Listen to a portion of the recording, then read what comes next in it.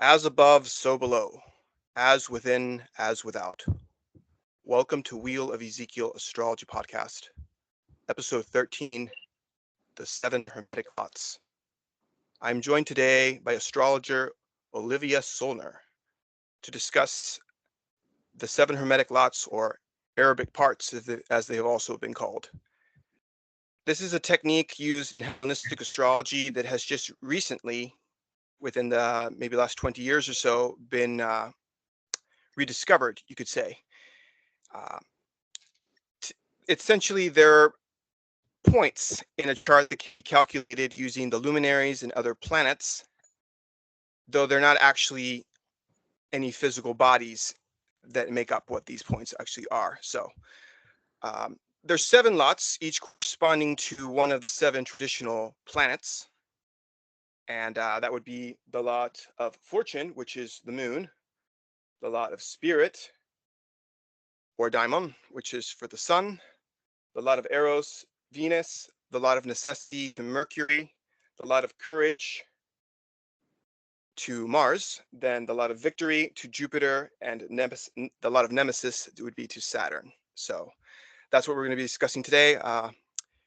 Olivia Solner, welcome to the podcast. Thank you for being here today. Thanks for having me. So how about we begin by you giving a little bit of an introduction about yourself, since you may be new to some people. Some people probably do know who you are, but for those that don't know, what is your background in astrology? Okay, so my background is kind of pretty normal for most people. At first, when you get acquainted with astrology, the first thing you encounter is the New Age version of it. Um, yeah, kind of designed or redesigned by the Theosophists. And that's what I knew when I was younger, and that's what kind of put me off a little bit. Sure. Also, even though I was instinctively drawn to astrology and wanted to learn, but I just didn't find good resources at the time. I was a teen in the 90s, so you can imagine no Google, no nothing. So it was a bit of Mm-hmm. a hit and miss, mostly miss, when it came to learning about astrology in a more serious manner and less of a pop or entertainment quality. So it took me a long time, and then through some divine intervention, I came across Fiona Edgar's YouTube channel Mm-hmm. and eventually started following her.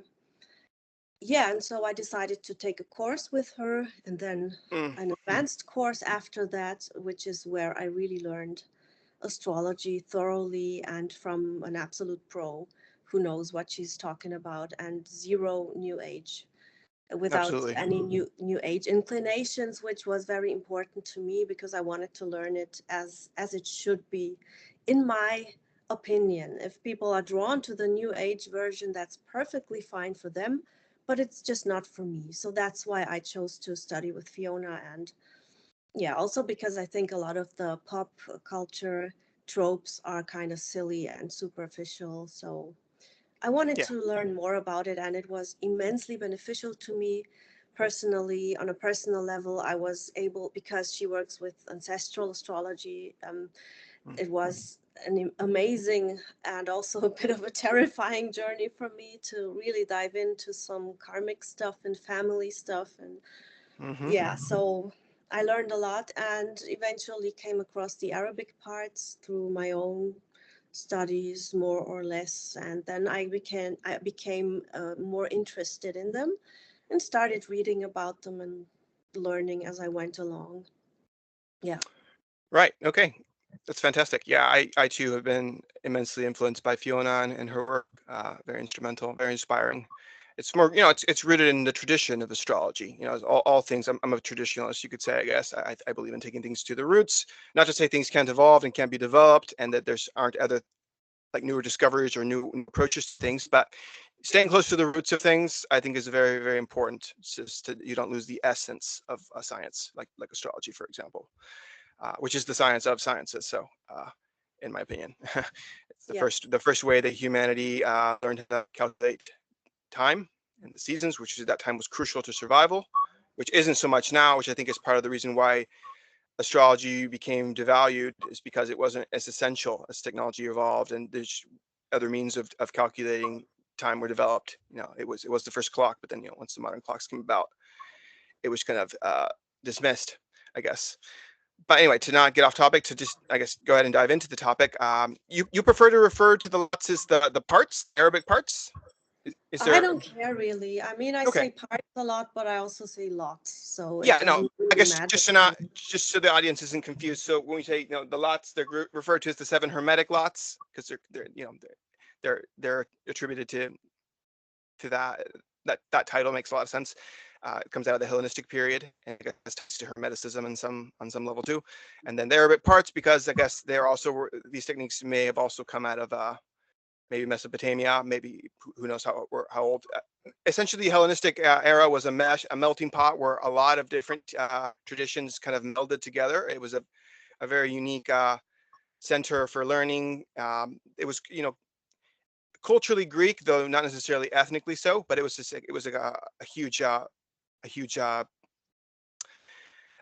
what would you say intellectual circle of the day that was all about bringing together all the knowledge from the different traditions, I guess, around the world. So anyway, that's Yeah. where this kind of comes from, just to kind of give a reference point.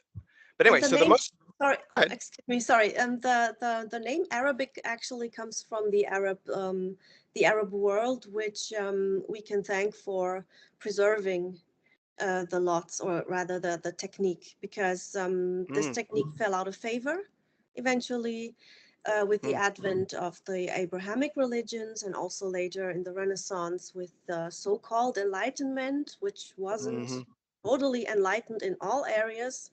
So it totally fell out of favor. And thanks to Arab scholars and astrologers, these techniques were preserved and reintroduced. So that's into Western astrology. So that's actually where the name Arabic comes from. I didn't want to interrupt you. I just wanted to throw no, this yeah, in there.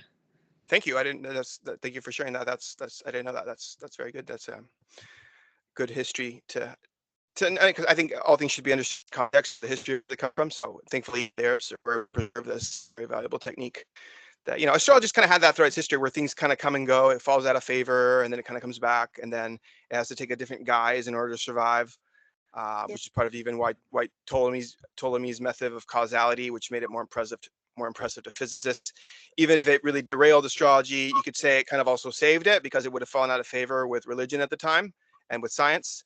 So it sort of was maybe a necessary transgression, I guess you could say, to kind of preserve it. But then now in modern day, we can kind of look at that and see Ptolemy's error, that there's isn't necessarily anything that validates his claims to all these things. But anyway, people in astrology have different opinions about things, and each their own. But just I like to track down what the truth is, and essentially what the root of things are, and where things originally came from, and what the belief of the time when a technique or something is developed, and how it was actually applied at the time. So all right, so let's see. Let's get to the first lot, which is, you could say, the archetypal lot, which is the lot of fortune.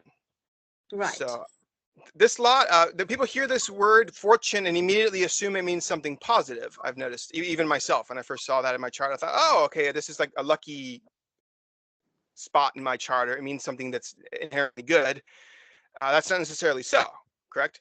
It's Yeah, more it's about just the lot you have in life. It's essentially like right. right, it's more like not chance necessarily, because nothing really is up to chance, but it's essentially like your fortune in life, like what lot you pick in life, essentially, like almost like rolling dice. So I guess Exactly. you It's want to. like it's like the wheel of fortune, it can be up or down. You can be Mm-hmm, born with a silver spoon in your mouth, or you can mm-hmm, have a really tough lot in life, so to speak.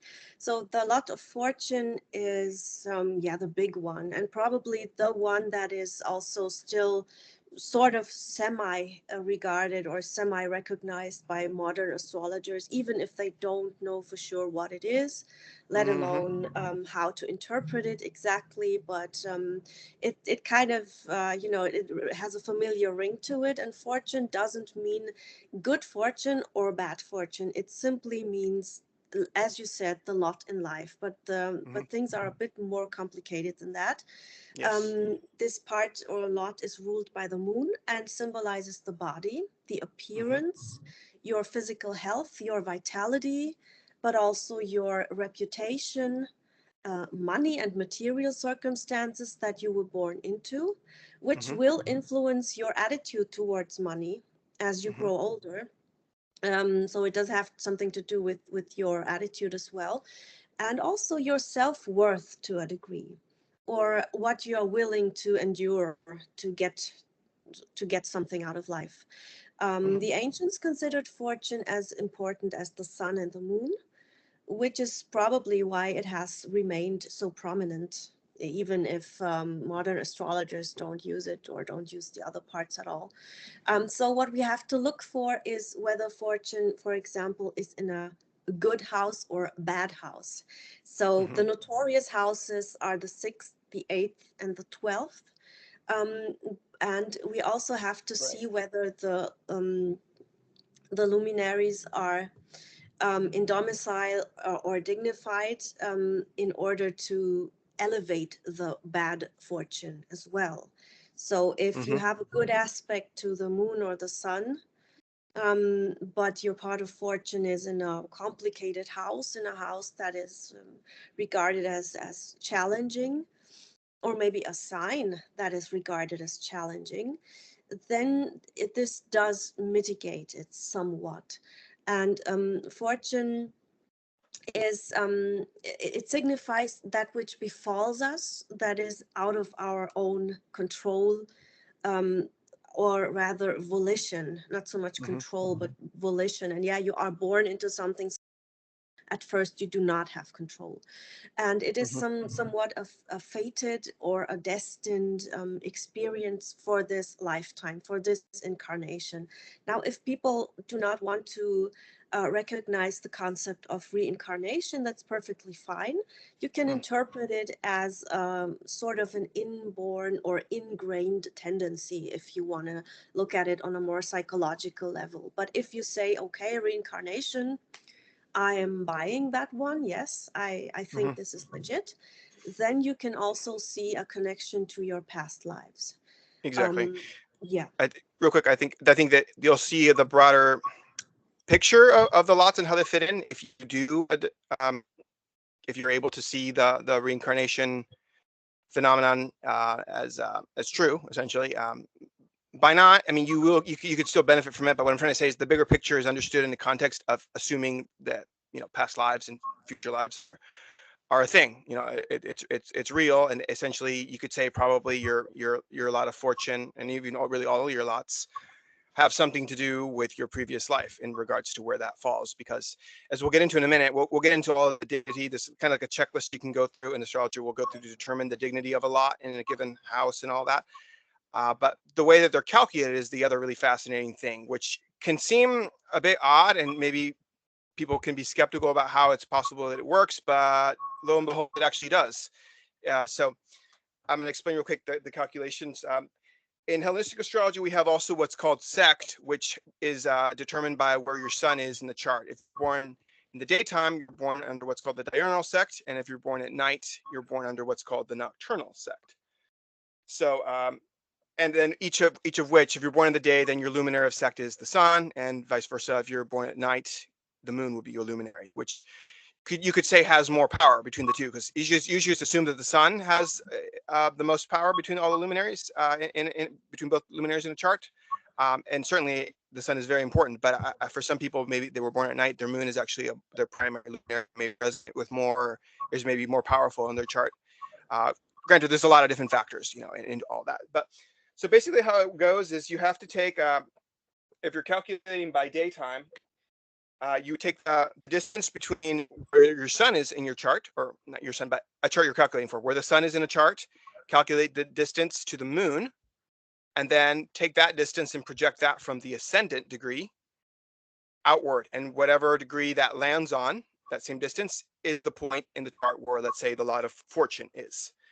That's for the diurnal. Then for nocturnal, you'll do the inverse. You'll start with the moon and calculate to the sun, and then project that same distance from the ascendant, right? Yeah. If I can simplify this really quickly so that people have Okay. sort of a generalized concept. So we have a point A, which is usually the ascendant, always the ascendant for the Hermetic lots.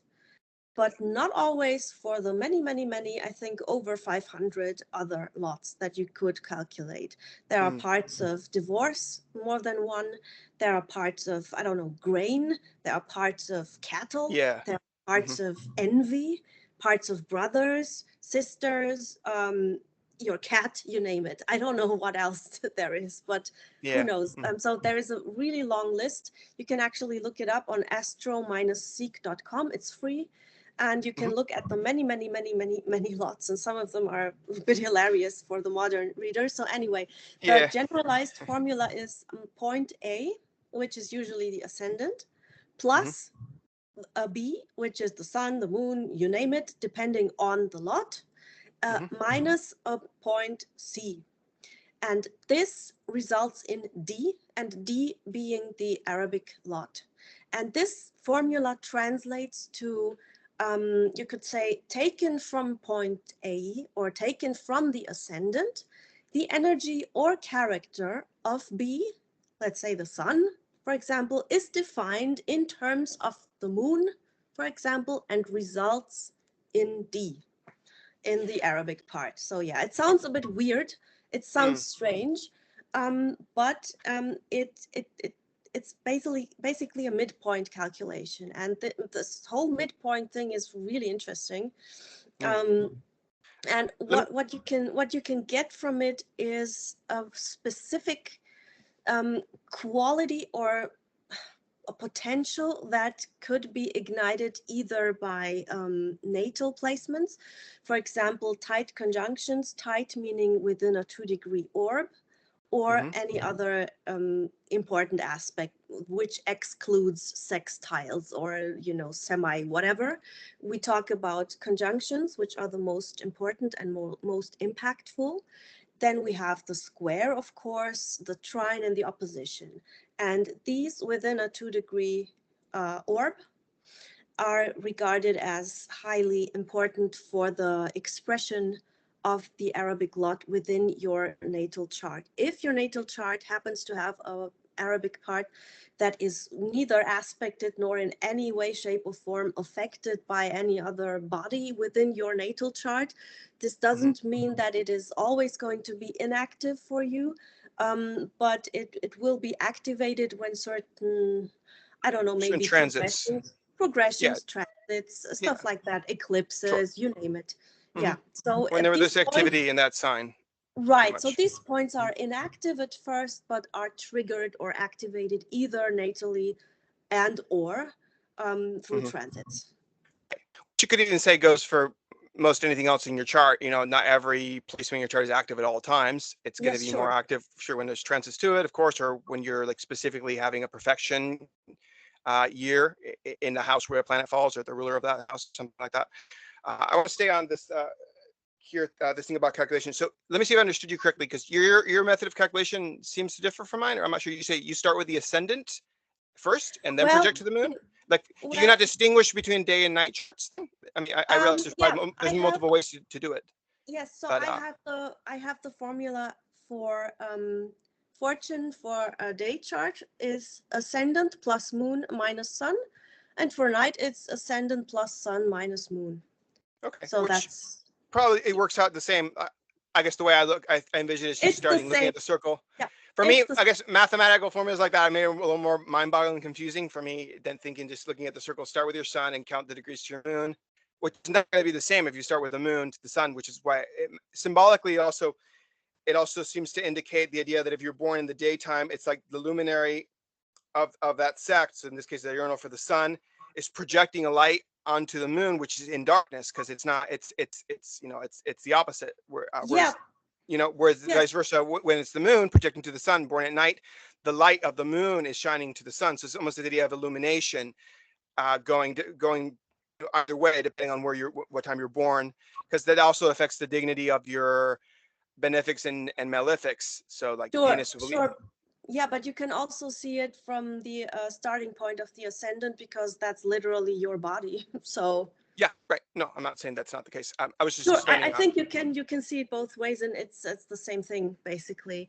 So Yeah. yeah, So the generalized formula is, like I said, it sounds a bit weird, but we have this 360-degree system, and we have 0 to 30 degrees, which it belongs to Aries, all the way up to always in 30-degree 0 to 29, increments.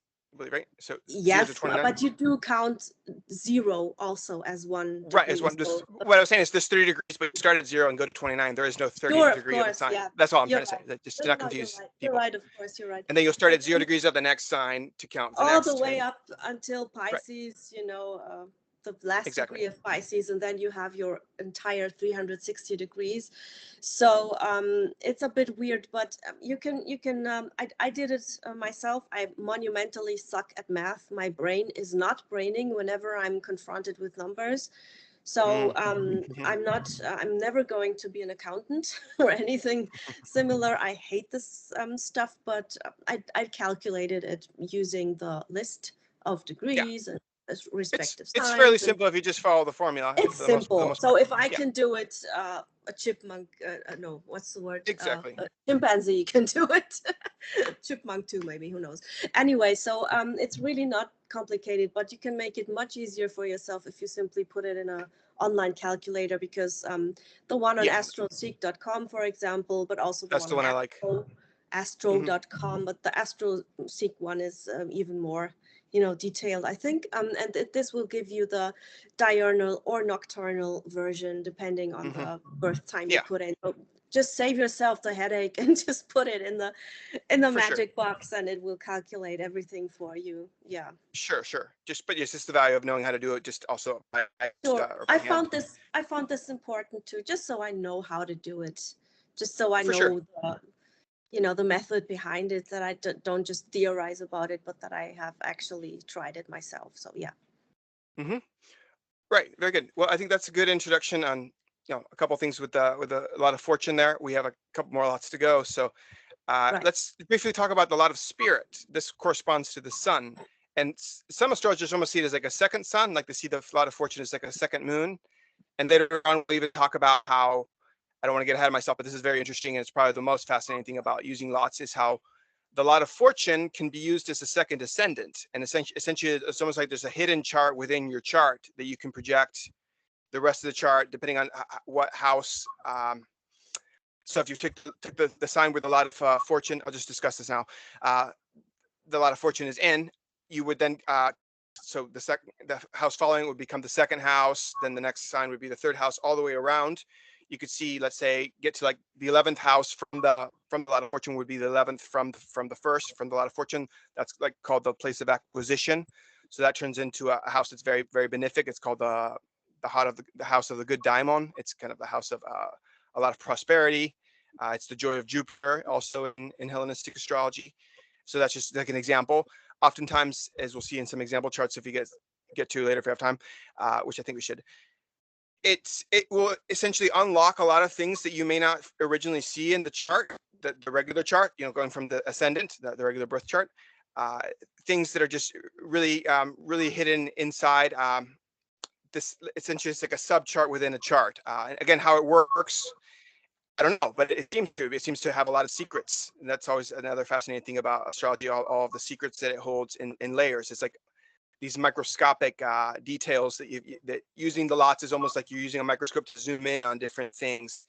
Of course, using the decans too, and even the bounds and things like that can help you get a little more specific with sub rulers and things like that. But to not get too off topic, I'm sure you probably knew that. But uh, the lot of spirit that corresponds to the sun.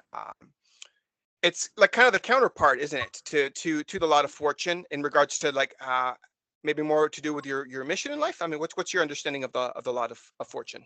Sorry, of Well, spirit, lot of spirit, or yeah, daimon too. Yeah, yeah. spirit. So spirit, it does stand for your purpose and your motivation, your spirituality, and matters of your soul, but also the mind, the mental Hmm. state, how illuminated you are. Hmm. A higher Um, mind. Hmm. yeah. Hmm. Also mental health Hmm. to a degree, excuse me, and your thoughts and intentions. And it's also connected to your temper And it does give you an insight into the type of mission or work that you're supposed to be doing Hmm. in this Would you say lifetime. would you say it's kind of the way you actualize what your lot of fortune is telling you? Like if your fortune is such, in a sign, it describes certain traits with a lot of spirit correspondingly, then be the way you go about working with that fortune. Kind of, is that kind of the relation you see between the two in a Yeah, way? the lot of fortune is the lot that you've been dealt in life, and Right. the lot of spirit is how you work with this lot. So Exactly. your That's my point. Yeah. intention, yeah, Hmm. exactly how you said it, your intention, what you Hmm. do with it. Um, I heard one astrologer describe it really beautifully. She said, the lot of fortune are the cards, and the lot of spirit are how you play with the hand that's been You're dealt correct. you. So I think it's I've heard that one too. I don't remember her name either, but I think I know what podcast that was from. Or yeah, so yeah. it's really good. I watched the podcast. I unfortunately didn't I remember think it was the from name. the astrology podcast. I think it was. Actually, I'm trying to Yeah, remember. maybe with It a was guy whose name I also forgot. I'm so sorry, Chris but Brennan, and I think it was Kira Ryberg. Don't right, quote me on Kira, that. right, yes, I think so. brilliant. She's great. I really Okay. enjoyed watching her and learning from her, Hmm. and it's a very good podcast. I enjoyed it a lot. I Me too. don't Yeah. I don't use the whole house system. That's not my thing. I use Placidus. Okay. So yeah, so that's where I differ with the interpretation, but not entirely. I mean, it's not a fundamentally different Sure. approach, of course. So House calculation system is just one of the things that the astrologers you are know, all going to kind of have their own way of doing, or their yeah. preference per se. So Yeah. I'm not getting into any fights with anybody. Just do No whatever you're reason to. comfortable with. By all means, Yeah. do your thing. And I found it really, really great how she captured the essence of the lots. Hmm. So I Yeah. think it might have been either from her or from one of the books that I read. I can recommend two books later if you want. I Okay. read it, like I said, either from her or in the books, I don't know anymore, that the lot of spirit was referred to as the Lord of soul, temper, sense, and every capability, which Okay. is Yeah. really great. So it captures everything. So Yeah. it's That's the wonderful. hidden or absent things as well, and the Hmm. secrets, and it shows you your drive, your inner drive behind all areas in life, superseding Eros, or anything to do with Mars, or Hmm. ambition in that sense. It Sure. just kind of, I think it's connected to your will to live, Yeah. Well, in a way too. I it's mean, ruled by it's the sun, so it's like the vitality of life that's the behind it. sun, The yeah, solar. the Yeah, the sun. source. What You kind of else? you kind of understand the lot a little bit, or at least get a good glimpse by understanding the planet that's corresponded to it. Kind of the subject matter or essence of what the lot is about. So definitely think solar. Think the sun. Right, Think your willpower. Think life, vitality, strength, purpose, the mind, clarity, illumination, and right, enlightenment, if you will, right? Because that's what else does the sun do? sure. It enlightens everything, right? It lightens. Yeah, Yes. strengthens. Yeah, purpose, And, right? and as with every other lot, you have to look at the ruler. What's the ruler doing? Mm-hmm. Where is it positioned? Where, in this case, where is the sun? Is Mm-hmm. it in a house that it doesn't like, or not house? Sorry, the sign that it doesn't like. Is it Are you talking sort about the of lot or the sun? no, the sun, the ruler of the lot is what we Okay, have to look at when we right, right. interpret or evaluate the lot. So what's Mm-hmm. the sun doing? Is it in a sign that doesn't gel too well with the nature of the Yeah, sun, or yeah, affinities. Hmm. Right. affinities, dignities, and also Yep. aspects? Is it in a square to Saturn, or is it Hmm. conjunct Uranus, or what Oh have yes. you? How will the nature of the sun be expressed? And that, of course, reflects Hmm. back and forth like endless ping pong between two mirrors, Yep. um, between the sun, the ruler of the lot, and the lot itself, which of course Hmm. has to be looked at also in context of where the lot itself is positioned, in which sign is the lot itself. Is that a sign that agrees with the sun's expansive nature, for example? So Right. this also, I think this should also be taken into consideration. Certainly. I wanted to ask you. about interpretation of the lots in relation to the lot of fortune and the lot of spirit in relation to each other, because that's another thing I've noted that's very important for determining the signification. So if they're like in angular houses to each other, that tends to be much more powerful. How about maybe if they're in conjunction? Like for myself, actually, I looked up. I have both my lots in Aquarius, both lot and spirit. So I think that's very. It's like an extra exclamation mark is the way I'm seeing. It seems to say that particular house in the sign of Aquarius for me is a focal point. So how would you read that, or look at interpretation of the lot of spirit and fortune in relation to each other? Like what are some pointers there you Yeah, would look at? I think where there is friction, there is also energy, and this energy can be destructive or very beneficial in terms of propelling you to being more ambitious, for example, in a good way. But Hmm. it can also be destructive if you're in constant conflict Right. between, and also in this comparison or in this relationship, also look at the sun and the moon, Hmm. the and luminaries and themselves.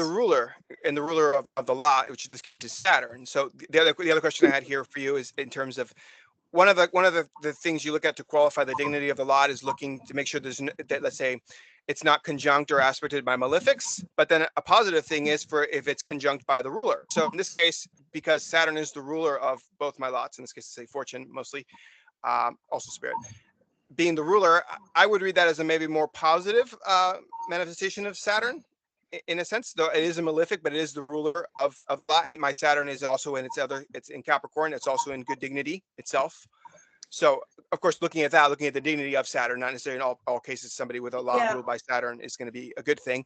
Maybe it has more strengthening, enduring, and maybe more difficult aspects it bestows, but then maybe also it's also has more longevity. Maybe I don't know. I'll hand it to you. sure. What do you think about that? I think you're totally correct, and because Saturn is well dignified, it does make a big difference. Mm-hmm. For example, my lot of fortune is in Capricorn. How wonderful! Mm, So it's I wasn't born with the oh, silver spoon you're, in my you're mouth. destined for great, And destined for I great do have things. I do have some heavy shit going on in Mm, Capricorn in my chart. So yeah, mm, wonderful news. Anyway, so mm. but Saturn. Which is your Saturn in? It's not in Capricorn, or is it? No, Saturn is in Libra, where Okay, it's so is it? exalted. So it's So good. It's good either way. Okay, so okay, right, right. thank goodness. Uh But huh. what it means, for me, it's the positive trine. But the Hmm. trine isn't always it's supportive, but it's not necessarily positively supportive. So it can support the aspect of per aspera ad astra. The famous saying, through hardships you reach the stars. So Hmm. it can also emphasize the need for more time to figure things out, for more maturity, for also the need for integrity. I think Hmm. with Saturn in Libra, it can be about justice also. Yes. I mean, justice, personal integrity, and Hmm. integrity in whatever you do. So anyway, not to derail from the topic too much. No, If that's the great. ruler is well dignified and well aspected, and so-called difficulties can turn out to be blessings. Sure. Blessings in disguise. Yeah. And with Saturn in particular, I was going to add to that what you were saying. That was all really great. I think it adds just a more serious tone to, let's say, the lot of fortune. If Saturn rules your lot of fortune and it's also in good dignity, so serious topics will be in your fortune, essentially your lot in life. But it creates that kind of maybe more stoic approach to it, where you just are able to accept what life brings to you, and you're able to then essentially refine it and alchemize it, as they say, right, and turn it into the gold. So essentially, through that hardship, it just really sharpens you, because the challenges are always just what strengthen you. Like the very famous saying, what doesn't kill you makes you stronger, essentially, right? So you may have a really difficult Saturn return, but that Saturn return is exactly what's preparing you for your mission in life, which then would be how you actualize it in the lot of spirit. That's how I read in my chart, given that both lots are in Aquarius, right? And they're also in an angular Exactly. house, which is also a powerful house. So I would read that as that's my mission in life. It's going to be quite potent in that particular area, and they're strengthened because they're in stronger houses, both the lots in this particular case. Exactly, yes. And for you, for Aquarius, is the topic of spirituality is also highly important. Right. Well, being an astrologer in general, I see that already fulfilling that mission because Aquarius is the sign of astrologers and of humanity, and and the intelligence. To me, the water bearer is pouring water. That water is knowledge, right? Some people think it's electricity, it's current. There's a lot of different things people have said about the water bearer. Essentially, it is the man, is the symbol of humanity, of the capabilities of man.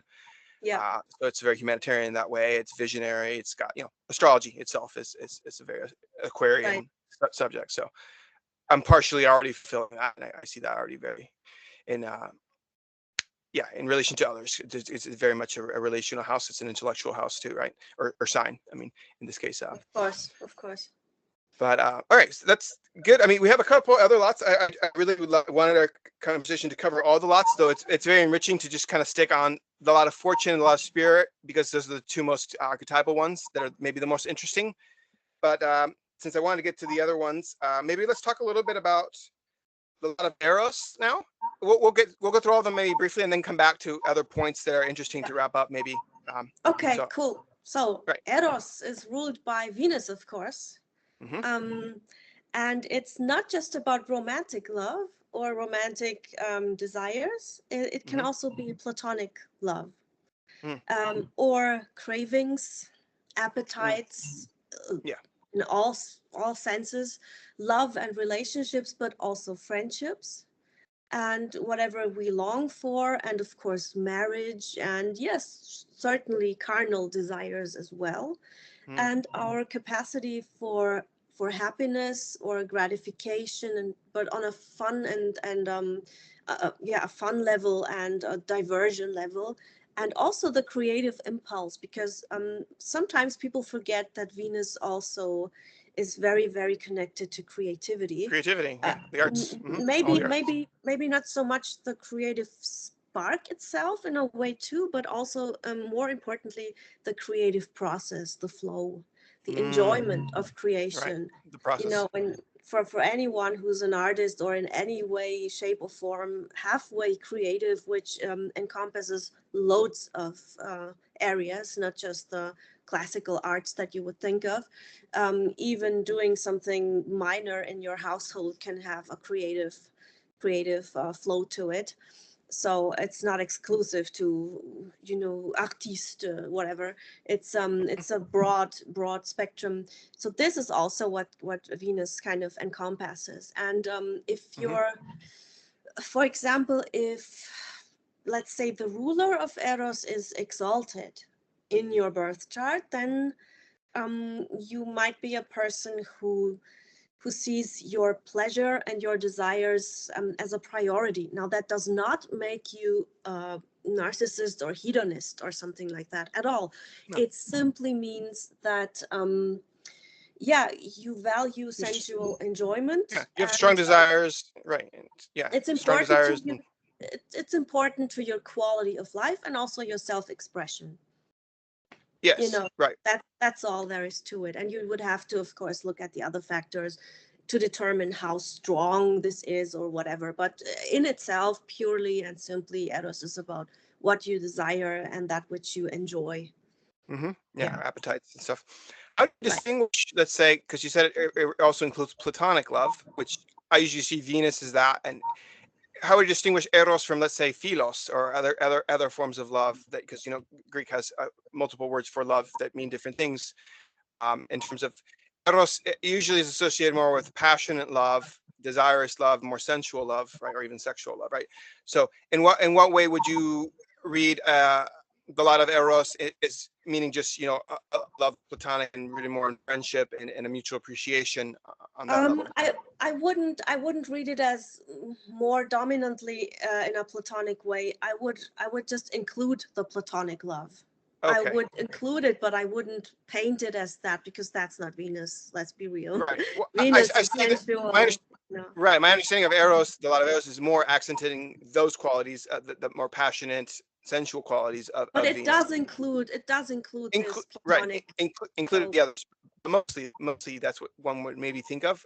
Like let's say if Mars were conjuncted, all the more so, because or in a trine or something like that. Let's say, which also to mention something I heard, I think it was in the same podcast with Chris Brett and Ryberg, is lots can only receive aspects; they don't actually make aspects. That's Right. another good point to Exactly. take. So if it's Yeah. receiving aspects from, let's say, a planet like Mars, though it's a malefic, I would also be a little cautious with what that might entail. There's multiple things to consider, of course, but it would make it a lot more fiery. Of course, given what sign, let's say, the lot of arrows is in. If it's in a fire sign, let's say, Aries, Leo, Sagittarius, or maybe even in Capricorn where Mars is exalted and it's getting a trine or it's in conjunction to it there. That's like one example I could think of it as being a lot more fiery and passionate, or someone that has very, very strong desires and they're very, very assertive in the way that they go about that, satiating themselves, I guess you could say. Where maybe with Venus it'd be a little bit more softer, maybe put more into how you express it through the arts and creativity. With Jupiter would mean probably more like excess, like maybe having like I don't know, when it comes to mind, it's just maybe multiple partners. I don't know. Maybe not. That's an extreme. Maybe can't. But there's definitely the theme of excess. Let's say with Jupiter, right? Is the way that I would see it in relation to Possibly, Eros yes, possibly, or on some being levels. incredibly drawn to spirituality or kind of a guru situation there. Yeah. With Okay. excessive drives, I would watch out for maybe Uranus or Neptune. Mm-hmm. Or Also, Pluto but too, right? Pluto, Mm-hmm. I mean, sure, the outer planets, they tend to, Mm-hmm. cause a bit of trouble sometimes. Yeah.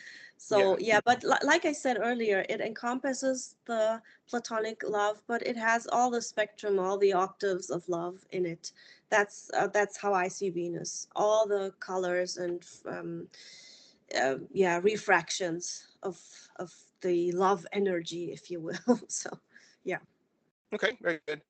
One last thing I want to say about this before we move on to the next is just the calculation. This is the Hellenistic formula for it. Again, going with sex. So, but the diurnal calculation is you go from the lot of spirit and calculate to Venus, and then take that same distance and project it out from the ascendant, and wherever that falls is where you have your lot of Eros. And then for the nocturnal, you start with Venus and you calculate to the lot of spirit, and then project that same distance degree-wise from the ascendant, wherever that falls for you in a night chart is where your lot of Eros falls. So it's a very simple way.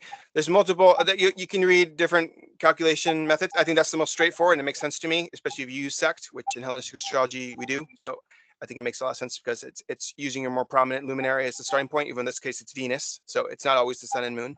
They use in this case Venus and the lot of spirit. Let's talk about the lot of I guess city would be next, which is ruled by Mercury. Right. Okay, Um, so this one's kind of necessity. surprised me. This one kind of surprised me because it didn't seem as mercurial as one would expect. But I'm sorry. Go ahead and I Yeah, guess it does explain have it. a bit of a darker Yeah. edge to it, I think. Yeah, darker than you would normally associate with Mercury. Mm-hmm. But let's not forget the symbolism of Mercury as the realm hopper Mm-hmm. between our realm and also the subterranean realms. Yep. The So circle pump, then also the trickster. It's not fully benefic or malefic. It's like you're saying. Yeah. right, so the It can shapeshifter be. as well, it takes on the qualities of whatever Mm-hmm. it's closest to. And yeah, Mm-hmm. so necessity stands for anything to do with disagreements or legal matters, gossip. Mm-hmm. Also, um, anxiety. If you think of the signs ruled by Mercury, Mm-hmm. anxiety is a big Gemini. issue Mm-hmm. for those signs. Because it rules the nervous system too. So that's Yes, makes yes, I makes a know lot of sense because there. I have Gemini and Virgo prominent, so Okay. Yeah. Right. Right. bring it anyway. War and enemies, contentions, even Yeah. hate. Ah. And Okay. also the subterranean realm or the hidden realm of let's say imprisonment. Um, yeah, being I think I read somewhere being of a small mind. So anything that maybe you tend to do that stands in your own way. I think this would include that as well as enemies who try Okay. to. hamper you. But also, of course, anything connected with Mercury in the classical sense, such as business and intellect, but a little more in the sense of darkness, limitations, constraining circumstances, and those things that are happening to us or are bestowed upon us from birth. And generally, the more negative things that come from oppressive or limiting circumstances. But in conjunction with the benefics, we can, for example, see positive relationship or a tendency for more positive relationships with, for example, the family, or even a tendency to be able to ruin your enemies or overcome those things. And with the malefics, it's the opposite. For example, in Trump's chart, his part of necessity is exactly with an orb conjunct Mars in the 12th house. So if that doesn't spell attacks from hidden enemies as a theme in his life, as well as legal issues and being misunderstood and being hated, I don't know what does. I mean, it doesn't get much more, straightforward than that, other than being right on the, first All house, right. maybe. So, yeah. To that, just one thing real quick that came to mind, because you were talking about with this lot, things you do that kind of can be harmful to self, maybe? Like, is that kind of akin sort of to self-undoing?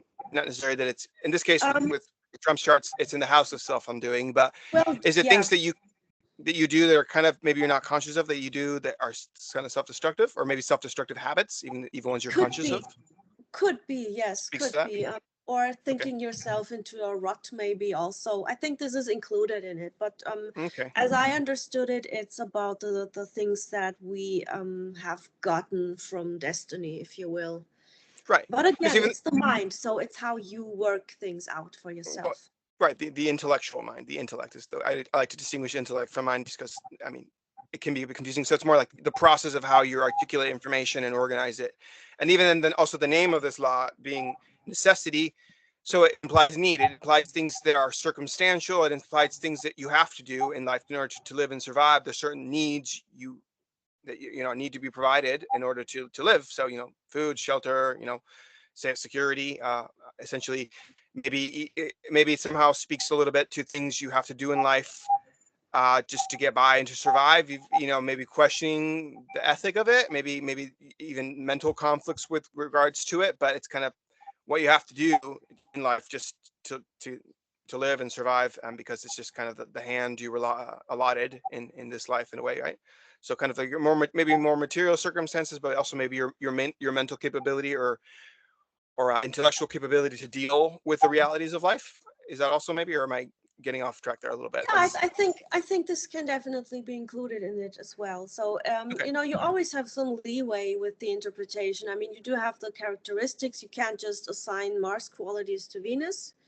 Of course, you No, have right. to stay within the let's say natural habitat, but Yes, um, yes. it can comprise more than just the 5 classical definitions, for example, or whatever. And it's also about how this relates to the rest.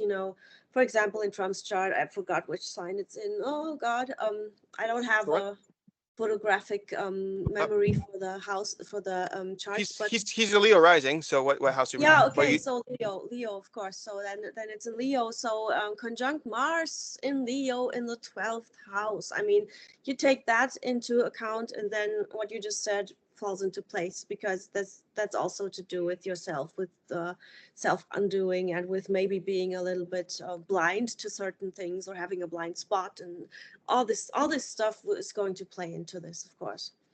sure. No, that's great. Good example there. Um, I want to move on to the next one then, I guess. Or actually, real quick, before we do, because let's see, we still have time. Let's see. The next was yeah, okay, for calculating nemes what did I say? Sorry, necessity. For the diurnal charts, you'll start with Mercury and calculate the distance to the lot of fortune, and then project that from the ascendant, and that's where you get the lot of necessity. And then for nocturnal charts, you'll start with a lot of fortune and calculate to Mercury, and then project that distance to find the placement for necessity in a chart. That was the last thing I wanted to say on that. So we can move to the lot of courage, which is ruled by Right. Mars. Right. Yes, Mars, Okay. and it of course symbolizes everything that Mars symbolizes. So boldness, standing up for yourself, being brave, Mm-hmm. and your ability to display strength, to be a sort of a heroic figure, if you want, in the face of adversity and also in the face of, hate from others or contentions, but also your Mm-hmm. self-expression, your drive towards self-expression, sexual or other ambitions and drives, Mm-hmm. your but also your courage or your lack thereof. Because if Mm-hmm. it's, in a bad place, it Sure. can mean that you have difficulties, and this doesn't mean that you're a coward or that you're a bad person at all. It simply means this is a theme that needs awareness and that needs conscious Mm-hmm. effort in order to a recognize it and b work on it. And Mm-hmm. it shows us how we decide to respond to adversity or even threats, either by being Mars-like or not. And it also shows physical and mental strength. So that's interesting there, mental strength. But if you look at it, what does it take to be a successful person? The right mindset. So the mindset isn't just Mercury's realm, but also, Mars. What attitude do I have towards, I don't know, going and pushing my weights every day? Mm-hmm. Discipline in a way too. It's you can see where certain qualities kind of overlap a bit, but in a very, very specific manner. In this case, a Mars-like manner. Mm-hmm. And this lot also can show us fated situations that require us to stand up for Mm-hmm. ourselves, and also to have a very material approach to things. Like, hey, this is literally my, me fighting for myself, fighting Mm-hmm. to survive, but also fighting to get my point across, Yeah, and not it's being practical. trampled over and not being a doormat. So yeah. Yes. How much you're able to bear, essentially. It's also that's because no lot, again, it signifies a positive or negative, just showing, like, like with fortune, what's your fortune, not necessarily good or bad. Same with courage, like, just like it's almost like a meter that this point kind of indicates how much you're able to bear. Are you able to bear a lot, like a lot of weight, a lot of pressure, let's say? Do you have a lot of courage, or do you shy away from things, or do you just not have the temperament that can really deal with a lot of weighty, stressful situations per se? Which, of course, we're just talking abstractly about them. To get specific, in a specific chart, you'll look again at the sign it falls in, the ruler of that sign, what aspects are being made to it. As with any other planet or really anything else in a chart, it's always going to be in context to what else is going on in the chart and what aspects are being made to that specific point or planetary body, whatever it is we're looking at. But in this case, with the lots, Right. definitely go down the checklist of that, which I will at the end here run through a quick checklist of things for people to be able to determine the dignity of their lots in the chart. Okay, that was all a very good explanation. Thank you for that in terms of what courage is. To calculate courage for a diurnal chart, you'll start with Mars and calculate to the distance to the lot of fortune, and then take that distance and project it from the ascendant. And wherever that lands is where, for a daytime chart, you'll have your lot of courage. For a night chart, you'll start with the lot of fortune and calculate to Mars, and then project that same distance from the ascendant, and then wherever that lands, degree-wise, is where your lot of courage will be for nocturnal charts. All right, very good. So let's see. The next lot we have here is the lot of victory, ruled by Jupiter. Yeah. And Right. Jupiter is, of course, the archetype of the teacher, or rather guru. Mm-hmm. Actually, not just teacher, but the highest The elevated sage. form. The sage. The Yeah, right. Yes, indeed. sage. The Mm-hmm. sage, yeah. Mm-hmm. And excuse me. And this lot shows us the types of partnerships or collaborations that we seek out, in order to help us attain more success. And yeah, also it also represents honor and spirituality, wisdom and justice. Mm-hmm. And it's about how a person, or how much a person enjoys doing good.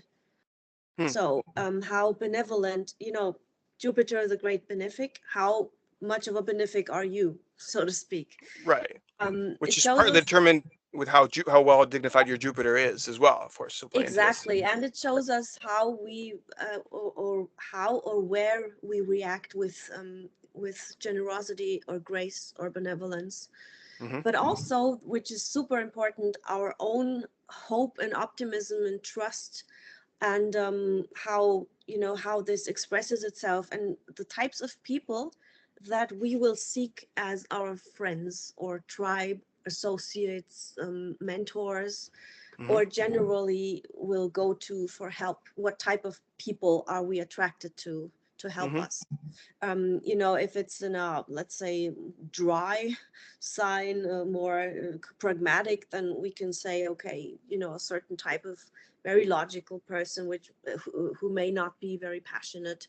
We may not Mm-hmm. be drawn to super passionate people. We may be drawn to the intellectual, the Yeah. sort of hermit type, whatever, lots of different colors there. But if Mm-hmm. we can also say, or rather see from victory, how we ourselves are sort of programmed, if you will, to experience luck and success. So it's not to be confused with fortune, good fortune, bad fortune. It's not that, but it's our own capacity for optimism. A person who Mm-hmm. has a good lot of victory is more likely to have a more resilient, from birth, so to speak, a more resilient approach to even adversity, or rather difficult times, Mm-hmm. whereas someone who has a more pessimistic outlook, of course, will have to fight harder to Mm-hmm. attain optimism. But that doesn't Sure. mean that they can't have good luck or whatever. Yeah, No. again, please, no black and white, No. No. label There's on a the whole, forehead, there's a whole process to understand each lot specifically. Again, what house it's in, but also, if it's an angular house, a cadent house, a succeeding house, that's important. The dignity of the ruler, what aspects are being made to it. All these different factors are all played into it. How many aspects is receiving? Because an unaspected lot, it's not getting much attention. So it's essentially, you're really going to maybe depend on maybe the planetary ruler, and maybe a few other things. So definitely it being more prominent by having more positive aspects. Um, so your ability to succeed in life, maybe too. Maybe it's also, like you already kind of said this to kind of reiterate. Maybe it's also like um, a tendency to more optimism. So I mean, I have an exalted Jupiter, so I already can see actually calculated out all my thoughts yet, or I did once, but I don't remember them off the top of my head. But uh, I've gone through a lot of things in life where I could have lost hope, and maybe a lot of people would have, but I tend to have this kind of eternal optimism that always seems to pull me through situations, even when they're as dire as it may seem. That doesn't seem to be a way out, and experiencing just incredible acts of kindness and generosity from people when I've been in situations when I've been essentially helpless. I mean, by my own volition, got myself into situations where I couldn't, but then somebody just kind of comes out and acts as that Jupiter victory character that can help lift me out. It doesn't necessarily solve the entire problem, but gives me something to work with so that then I can dig myself out of whatever predicament I may have gotten into. So that's another way. So it's not to say it's always all positive, always all negative. It could just be a helping aid, a helping hand in times of need. Not that necessarily it's going to be smooth sailing the whole time either. But even if you have a very positive lot of victory, let's say, it's also active at certain times and other times not. So sometimes you may not have that to rely on. It just really just depends what transits are occurring in your charts and all of these things, as I've already said before. But astrology is very nuanced. It's constantly, well, with the transits, it's constantly changing. Your chart, your natal chart never changes, but how the stars or the planets are all interacting with it at a given time is constantly changing. So from one year to another, from one day to another, either of course, even hour to hour, depending with also the moon moving. That's going to be more moods and more day-to-day mundane material functions, right? I guess you could say more. All right, let's see. The calculation. That's right. That's what I want to do. For victory, start with the lot of spirit for day charts, right? And calculate the distance to Jupiter and project that distance from the ascendant. to get the degree of the lot of victory. And then for nocturnal charts, you start with Jupiter and project out to the lot of spirit, and then take that same distance, project it out from the ascendant to arrive at the lot of victory for night charts. So that's that. For that calculation, still very simple. The next, I guess it's the final lot that we're going to talk about, because I really only focus on the 7 Hermetic lots or 7 Arabic parts. There's billions probably of others, but to me at this point, I don't know what their use is, and they can kind of seem like they kind of clutter things up a little bit. And honestly, I think a lot of them are kind of silly, but each their own. I mean, like some people are into comments and into a lot of other things, and they find use in it, and that's fine. But just the 7 Hermetic lots correspond to the 7 planets. The last one's the lot of Nemesis, ruled by Saturn. So yeah, and that is by far the heaviest heavy metal doom, Norwegian death metal you can get in a chart. Okay. Your nemesis. I mean, that already implies enemies. It already implies something that's kind of dark and ominous. My view of Nemesis is especially dark because of where it is in my chart, but I'm not gonna get into that. Okay. Anyway, Nemesis is ruled by Saturn. Okay, it's in Capricorn there. Okay. Ruled by Saturn. Goodness right. gracious. And yeah. you said you had fortune in there too, or spirit? So it's like yeah, but they're not conjunct. But okay, but they're co-present. So I mean, having 2 lots in one house or one sign is already a lot. The recent solar eclipse was exactly by degree square my part of Nemesis. So interesting times, yes, interesting, but not bad.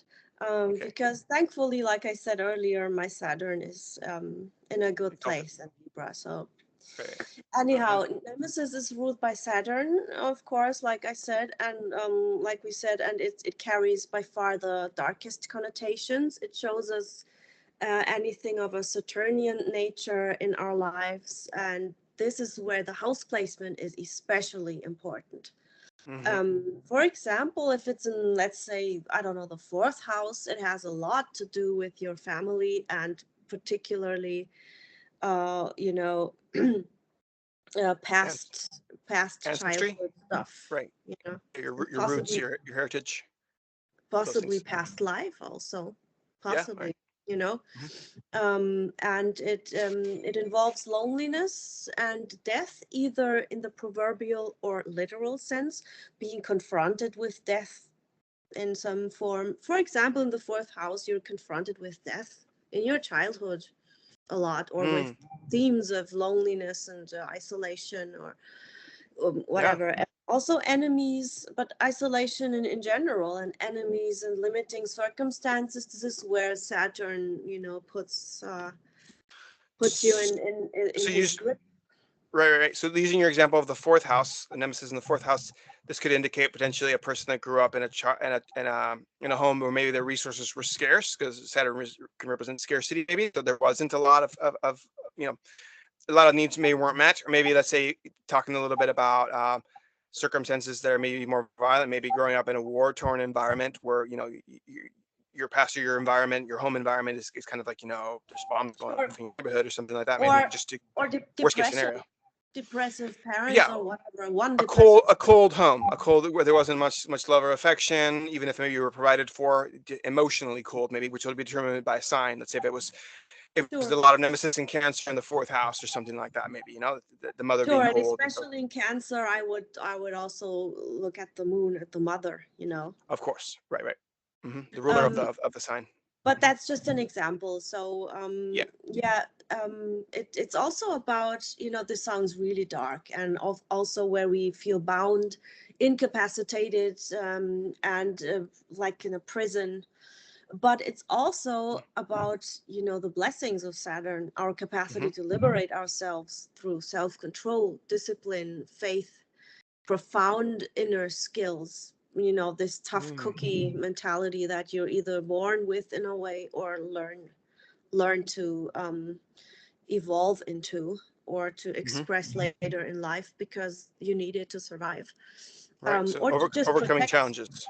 Protect yourself. It's not always it's not always life and death, but of course it is a super super tough spot here. So yeah, it can show us also, it can show us in a birth chart how the person, yeah, I don't want to get too much into that, but it can indicate the condition of the person's death.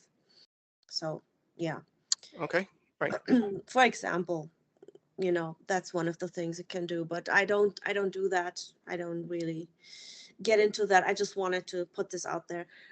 This part is, of course, sounds super dire, but like I said earlier, it's also where you know, we face resistance and all that and obstacles, but with this comes Saturn's blessings of maturity, durability, perseverance, long-lasting rewards, not just super quick rewards, but Mm, those that will be with you for the rest of your life. If mm, you are willing to face this darkness, this, you know, dark realm, if you want. And this can be especially painful when, for example, repressed aspects are involved. 12th house stuff, maybe, you know, if it's in the 12th house, I would say, whoa, there's a lot to work through there, and this could be quite painful. Or the 8th house, maybe this would be also pretty complicated thing.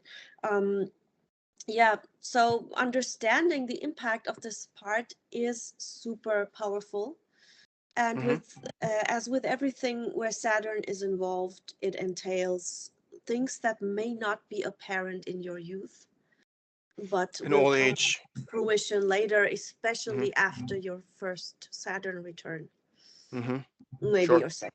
You know, with Saturn, it's like every return is, you know, you grow. The more you grow, the more easygoing they are. So they say, because Saturn favors the elderly. So your second sign return, if you, this is like, if you did well for your first one and you actually, you know, took up the responsibilities that you were, you know, and the challenge that Saturn gave you for your first one, for your second Saturn return, they say it will be a lot lighter. And then your third even more so, I think, I guess. But, you know, that's more probably reconciling with death and other things that have to do more with old age. Where your first one's setting you up for life, maybe your the third Saturn return, if that's the last one, you know, is kind of preparing you for death more. I don't know. There's just different ways of reading it, I guess, which will just depend on the person, I guess, mostly. Well, Uh, where Saturn brings you the most difficulties is if you refuse to grow up, if you refuse to right. attain maturity, that's where you're in deep trouble. hmm Sure. So again, that's why how you handle the first one is most important because, like I said, it will So kind of determine how the other ones go. More yeah, so. if you're Delulu, hmm you'll get No, the I know. reality check. I know an elder man who's had his third Saturn return, even Uranus return, and you can see how heavy it is in terms of even the physical and just physical and mental health, everything kind of deteriorating. You know, I think it's probably just due to not having, you know, heeded the call fully for the first Saturn return. So the last one is pretty harsh. It can be. So yeah, it's, you know, it's each their own. You know, and again, there's a lot of factors to look into. And this person also has Saturn conjunct their Sun, so that's another thing to look at too. You know, so how heavy that may be. But okay, a couple of things I want to do. I'd like to get to example charts, and I also wanted to really quick read off a little, well, just a short list of things to keep in mind when interpreting the lots. So it's a good checklist to kind of go through to determine dignity. So this is from Chris Brennan's book, Hellenistic Astrology, The Study of Fate and Fortune, which is a really great, it's like a textbook, basically. I mean, if you want to study Hellenistic astrology specifically and a lot of these older revived techniques, it's a great book to go by. But anyway, so the good things to look at is that the lot is in a good place. So that would mean like in a good house, or a good sign, I guess you could say, in relation to that. Like I say, benefics are co-present with a lot. Benefics configured to the lot. Malefics in aversion to the lot. That means that they're not making an aspect. Essentially, they're kind of hidden. The Lord of the lot is a benefic. The Lord is well placed by sign. The Lord is in a good place. The Lord configures to the lot. That means it makes an aspect to it. And the Lord also configures to benefics. So that could be, you know, Jupiter, Venus. Um, the Lord in aversion to malefics, so not making an aspect to malefics. Lord being bona fide, which is being just in good condition by multiple things. Then the Lord not being maltreated, which means not being afflicted, you know, poor dignity. and then the Lord not being under the beams, which means that it's not within 15 degrees conjunct the sun, which is, when they say the planet's weakened when it gets too close to the sun.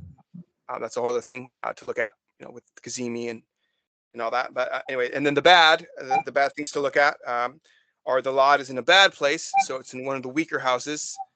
The malefics are co-present with the lot. The malefics are configured to the lot, so making an aspect to it directly. Benefics are in aversion to the lot, so they're not making aspects to the lot. The Lord of the lot is a malefic. The Lord is poorly placed by sign. The Lord is in a bad place. The Lord is not configured to the lot. Lord is in aversion to benefics. Lord is configured to benefics. Lord is configured to malefics. And then the Lord is not being bona fide. The Lord being maltreated, and the Lord being under the beams. So those are the list of things to look for that are more negative. Which again, some of these may be contradictory in a sense, but you just kind of tease out which ones kind of apply most to the circumstance, and do your best to make an educated assessment of what the lot's condition is. And then, anyways, just a couple charts, maybe. Did you happen to have any charts or examples in mind? I mean, I know you said you liked Donald Trump's chart. You said it was a good example. Yeah, but we can just go with whatever you have, so that's cool. Okay, cool. Let's see.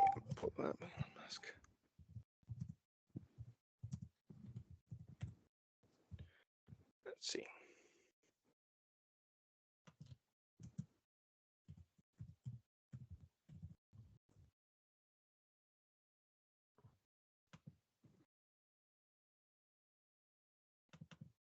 All right, pulling it up here. Connection's a bit slow for some reason.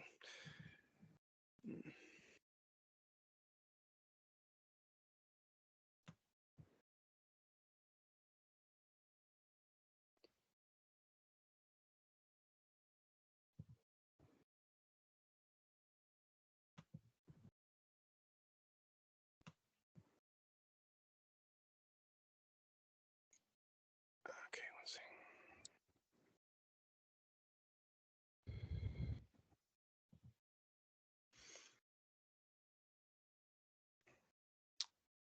All right, I'm gonna share my screen now.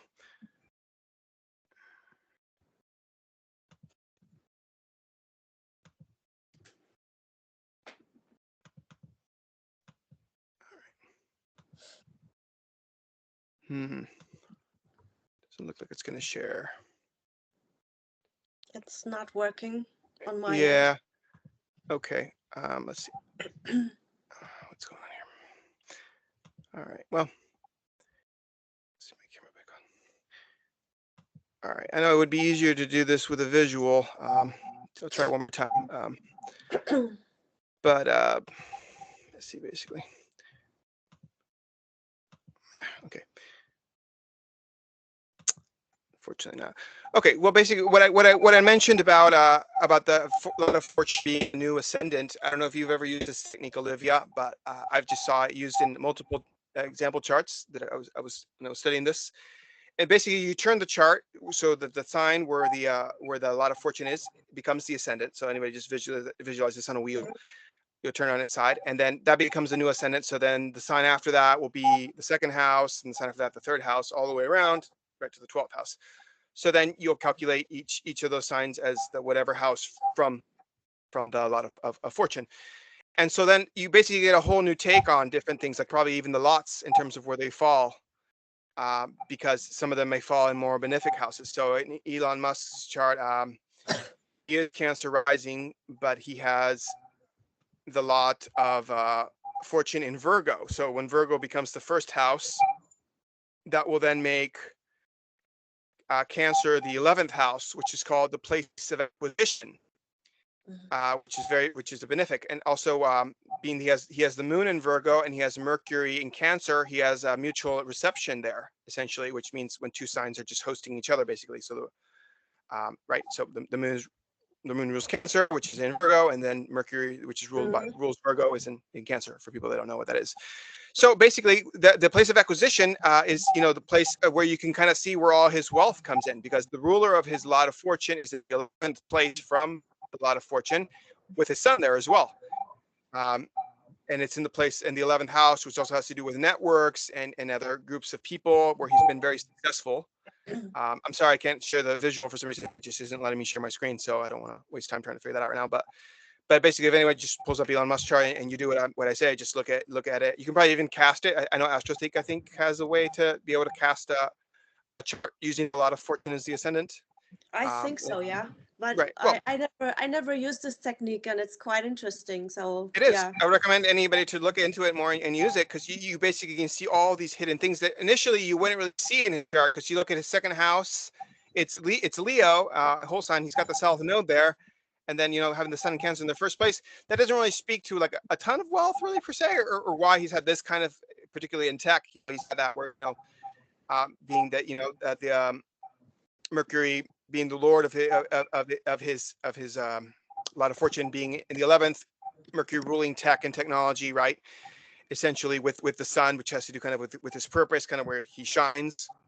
Um, that's just kind of a very basic example here. You could probably go into other things. That's what I can remember. What I can remember from studying this chart here.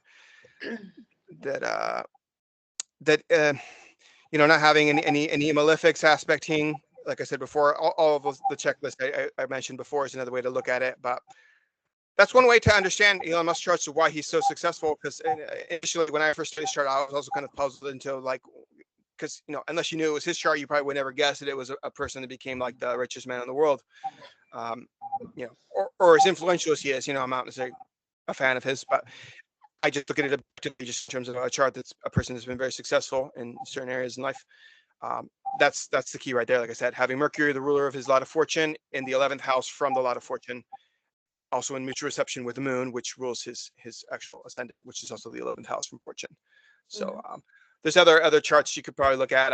We're kind of at a time, we're already over an hour now, which I usually like to keep these too close to an hour. But I've really enjoyed speaking with you today. Let's see if any final remarks here.